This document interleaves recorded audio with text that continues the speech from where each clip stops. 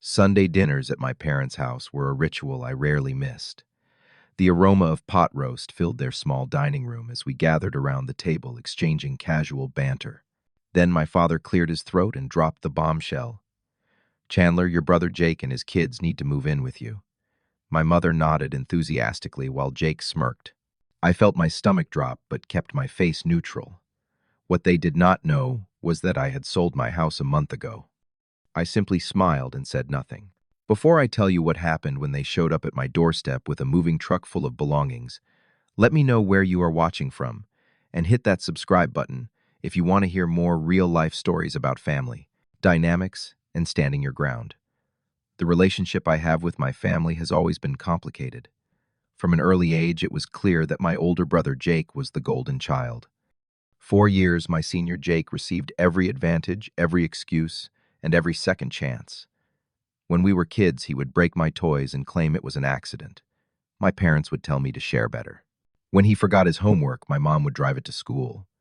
When I forgot mine, it was a learning opportunity about responsibility. This pattern continued through our teenage years. Jake got caught drinking at 16. Dad had a man-to-man talk with him, no punishment. When I came home 10 minutes past curfew at 17, I was grounded for 2 weeks. Jake wrecked his first car 3 months after getting it. They bought him another one. I saved for 3 years to buy my own. "You need to understand your brother," my mother would say. "He struggles more than you do." What exactly Jake struggled with was never clearly defined. He was athletic, good-looking, and naturally charismatic. What he lacked was any sense of consequences. College followed the same script. Jake attended 3 different universities, never graduating from any of them. My parents paid every bill, covered every failure. I worked part-time through school, maintained a scholarship, and graduated with minimal debt. After college, I threw myself into my career in information technology. Starting at entry-level technical support, I worked 60-hour weeks, earned certifications on weekends, and climbed steadily upward. By 30, I was a senior systems architect at a respected firm in Chicago. 12 years of disciplined saving and careful financial planning allowed me to purchase my house in a nice Chicago suburb. Nothing extravagant, but it was mine. 3 bedrooms, 2 bathrooms, a small yard, and most importantly, something I had earned entirely on my own merit. I took immense pride in that house. It represented everything my parents never thought I could achieve. Meanwhile, Jake met Natalie in his late 20s. She was genuinely wonderful, smart, kind, and far too good for him. Everyone thought she might be the one to finally make Jake grow up. They married quickly and soon had 2 beautiful children, Anthony, now 7, and Sophia, 5.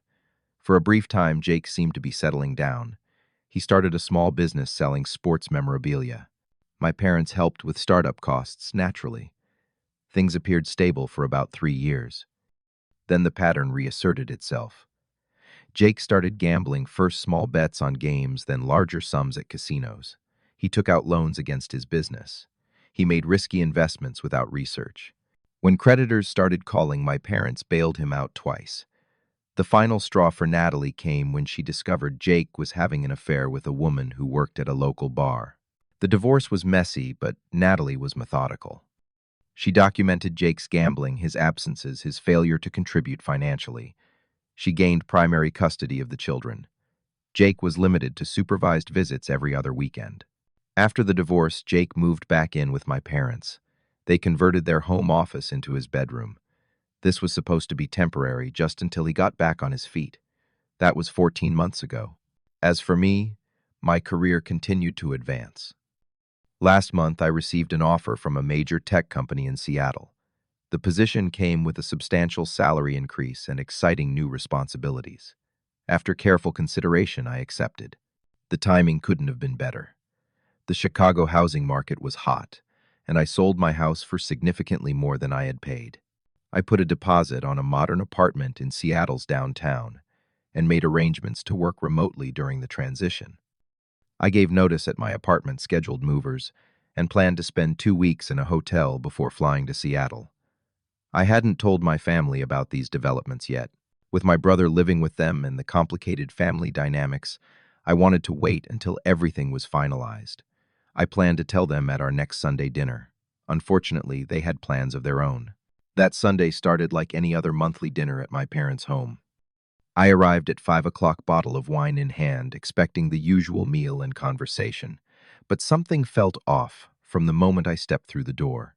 My mother was overly cheerful, my father unusually attentive. Jake, who typically sulked through these gatherings, was animated and engaged. The dining table was set with the good china, not the everyday plates. The meal consisted of all my favorite foods: my mother's famous pot roast garlic, mashed potatoes, and homemade apple pie for dessert. This level of effort was typically reserved for birthdays and major holidays. "So, son, how has work been?" my father asked as we settled around the table. "Busy as usual," I replied, deliberately vague. I wanted to tell them about Seattle on my own terms when the time felt right. "That big house of yours must be a lot to maintain for just one person," my mother commented, exchanging glances with my father. "It is sometimes," I said cautiously. My father launched into a lengthy monologue about the importance of family and how we all need to support each other through difficult times. My mother nodded enthusiastically at every point. Jake kept stealing glances at me, a strange half-smile on his face. As my mother served the pie, my father finally got to the point. "Chandler, we need to discuss something important." He began, his tone serious but practiced. "Your brother has been going through a rough patch since the divorce." "Dad, I can speak for myself," Jake interrupted, though it was clearly part of their rehearsed approach. "Look, Chandler, the landlord at my apartment complex is selling the building. All tenants have to move out by the end of the month." I took a bite of pie, saying nothing. "I have been looking everywhere," Jake continued, "but with my credit situation after the divorce and business issues, nobody will rent to me without an enormous deposit." "Which is ridiculous," my mother interjected. "They act like he is some kind of criminal." My father cleared his throat. "So we have been discussing solutions as a family, and we think we have found the perfect answer." The way he emphasized "as a family" irked me, considering I had been excluded from these discussions. "Your brother and the kids will move in with you," my father announced, as if bestowing a great gift. "You have that big house with those empty bedrooms. It makes perfect sense." Jake jumped in before I could respond. "It will just be for a few months until I can get back on my feet. The kids love you, and they would have their own rooms instead of sharing the guest room here." "We thought it through carefully," my mother added. "The school district for your house is excellent for the children. Jake can use your spare bedroom, and the kids can each have their own room. I would contribute to groceries, of course," Jake said, though we all knew that was unlikely. "But what about—" I began, but my father cut me off. "Now, I know you value your privacy, son, but family comes first. We all need to make sacrifices sometimes." The conversation continued without my input. They had clearly made this decision without considering whether I would agree. Jake talked about which bedroom he preferred. My mother discussed how they would arrange furniture. My father mentioned they would help with the move that coming Saturday, just 5 days away. "Oh, I almost forgot," my mother said, reaching into her purse. She pulled out a set of keys. "I had copies made from the set we used when you were on that business trip last year. This way, Jake can start moving some smaller things during the week while you are at work." I stared at the keys, a perfect symbol of their complete disregard for my boundaries. They had not asked if I wanted house guests. They had not considered my plans or preferences. They had simply decided what would happen in my homemade copies of my keys and expected me to accept it. In that moment, I could have told them about Seattle. I could have explained that I had sold the house. I could have ended their plans immediately. But something stopped me. Years of being overlooked, of having my achievements minimized, while Jake's failures were excused, crystallized into a single thought. They need to learn that actions have consequences. So instead of speaking up, I nodded noncommittally and asked, "When exactly were you planning to move in this Saturday?" my father said. "I have already rented a moving truck. Jake does not have much furniture, just his clothes and the kids' things. I told Anthony and Sophia they will have a nice big house to live in now," Jake added. "They are really excited." I thought about those innocent children caught in the middle of adult failures. A twinge of guilt hit me, but I reminded myself that this situation was not of my making. "Well, I guess we should discuss some house rules then," I said, playing along. The relief on their faces was palpable. They had expected resistance and were delighted to find none. For the next hour, we discussed living arrangements, though I was mostly silent, as they planned how they would rearrange my life. As I drove home that night, a strange calm settled over me. For the first time in my life, I was about to stand my ground in a way my family could not ignore. The week that followed was surreal. I continued packing my remaining belongings, working remotely, and preparing for my move to Seattle. Meanwhile, my phone buzzed constantly with messages from Jake. Monday morning, can you clear out some closet space in the master bedroom? I need room for my stuff. Monday evening, the kids want to know if they can paint their rooms. Is that cool? Tuesday, I think I might move my exercise equipment into your home office. You can set up your computer in the dining room, right? Each message displayed his entitlement and assumption that my home was now his to rearrange. I responded minimally, usually just acknowledging receipt of the messages. My parents called twice to discuss logistics. My mother wanted to know my work schedule so they could coordinate the move without bothering me. My father asked if I could contribute to the moving truck rental. I deflected both conversations, saying we would figure it out on Saturday. On Wednesday, Jake sent a photo of Anthony and Sophia surrounded by packed boxes with the caption, "The kids are so excited about their new home." Their innocent smiles sent another wave of guilt through me, but I reminded myself that their disappointment would be Jake's responsibility, not mine. Thursday morning, I met with the new owners of my house, a lovely couple named Maria and Thomas Rivera. They had two teenage daughters and were excited to start their new chapter in the home I had lovingly maintained. I handed over the keys, signed the final paperwork, and officially relinquished ownership. That evening, I moved my last suitcases into an extended stay hotel about 20 minutes from my former house. I had arranged to work fully remote until my move to Seattle the following week. Friday brought a flurry of additional texts from Jake about his plans for our living arrangement. I think we should rotate cooking duties. The kids and I will take Mondays and Wednesdays.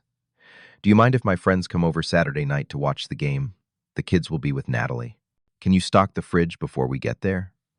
The kids like those dinosaur-shaped chicken nuggets. Each message assumed a level of cooperation and accommodation I had never agreed to. Each displayed Jake's lifelong pattern of expecting others to adapt to his needs, while making minimal effort himself. By Friday night, my parents and Jake were finalizing their plans for the move. My father texted that they would arrive around 10 a.m. on Saturday. Jake sent a message saying he had hired a babysitter for a few hours Saturday evening so we could celebrate properly with beers and pizza. I set my alarm for 8 a.m., wanting to be in position well before their arrival. I barely slept, mentally rehearsing what I would say and how I would handle the inevitable fallout. Saturday morning dawned bright and clear. I drove to my former neighborhood and parked my car a block away. From a coffee shop across the street, I could see my old house while remaining out of sight. At 9:45, I took a position on a bench in the small park diagonal to the house, sipping my coffee and waiting. At 10:17, a rental moving truck turned onto the street, followed by my parents' SUV. Jake was driving the truck, my father in the passenger seat. My mother was driving the SUV with Anthony and Sophia visible in the back seat. They parked directly in front of the house. Jake jumped out of the truck, energetic and smiling. My father joined my mother and the children on the sidewalk. Anthony was clutching a small backpack shaped like a superhero. Sophia was holding a stuffed unicorn. Jake bounded up to the front door and rang the doorbell. They waited. He rang again, longer this time. After a third attempt, my mother reached into her purse and produced the copied key. Jake took it and tried to unlock the door. The confusion on his face was visible even from my position. He tried again, jiggling the key, then examining it closely. My father stepped forward, taking the key and attempting it himself. That was my cue. I stood up, took a deep breath, and walked calmly across the street toward them. "It will not work," I called out as I approached. 5 heads whipped around in unison. "Chandler, where have you been?" my mother demanded. "We have been trying to reach you all morning." My phone had indeed been buzzing in my pocket, but I had intentionally not checked it. "The key will not work," I repeated, stopping a few feet away from them. "I sold this house a month ago. The new owners changed the locks yesterday." The silence that followed was profound. Jake's mouth literally hung open. My father's face reddened. My mother's eyes widened in disbelief. "What do you mean you sold the house?" Jake finally sputtered. "You cannot do that." "I most certainly can, and I did," I replied calmly. "I accepted a new position in Seattle. I am moving next week." But what about us?" Jake gestured wildly to the moving truck. Where are we supposed to go? That is not my problem, I said. You made plans to move into my house without asking me. You assumed I would rearrange my life to accommodate yours. You were wrong. You selfish little. My father began stepping toward me, finger raised accusingly. Dad, I interrupted sharply. I am not being selfish. I am living my life. I am making my own decisions about my property and my future just as you have made yours. But the children, my mother pleaded, pulling Anthony and Sophia closer to her sides. They need a home. They have a home with Natalie, I pointed out. And Jake had plenty of time to find a new apartment. Instead, he assumed he could just move in with me. Jake's face twisted with rage. You did this on purpose. You knew we were coming today. Yes, I did, I admitted. Because for once you needed to experience the consequences of your actions instead of having someone else fix everything for you. We are your family, my father shouted, attracting attention from neighbors. You do not turn your back on family. Family works both ways, I replied. Family respects boundaries. Family asks permission instead of making demands. Jake's face reddened as his anger escalated. Where am I supposed to go now? What am I supposed to tell my kids? Perhaps the truth, I suggested. That you made plans without confirming them first. At that moment, the front door opened. Maria Rivera appeared looking concerned. Is everything okay out here? She asked. I heard shouting. Everything is fine, I said. Maria, these are my parents and my brother. They were just leaving. You bought his house? My mother asked Maria, sounding bewildered. Yes, we closed yesterday, Maria confirmed. Are you friends of Chandler's? We are his family, my father said stiffly. Oh, I see, Maria said clearly, sensing the tension. Well, we are just getting settled in. Please let us know if you need anything, Chandler. Thank you, Maria, I replied. I appreciate it.